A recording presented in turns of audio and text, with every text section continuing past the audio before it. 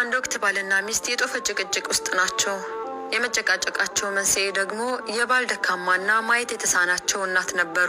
ታዲያ ሚስት የባሏን እናት ቤት ውስጥ አስቀምጦ መጦሩን አልወደደችውም ነበር። በዚህ የተነሳ መቋጫ ያላገኘው ጭቅጭቅ እኔን ወይም እናትህን ምረጥ በሚለው ሚስት ተብያዋ የመጨረሻዋን ንግግር ረገብ አለ። ታዲያ ባልም አውጥቶ አውርዶ ቋጥሮ ከፈታ በኋላ ሚስቱን መረጠ።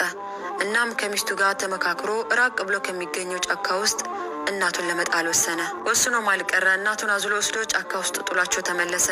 ታዲያ በዚህ ጊዜ እውነታውን ሲከታተል የነበረው አንድ ሽፍታ ወደ እናትየዋም ተጠግቶ እንደዚህ አላቸው። ልጅሽ እዚህ አስፈሪ ጫካ ውስጥ ጥሎሽ ተመለሰ። ነገር ግን አዝሎ ሲያመጣሽ ጀርባው ላይ ሆነሽ ቅጠል እየበጠሽ ስትጠይ አይቼሻለሁ።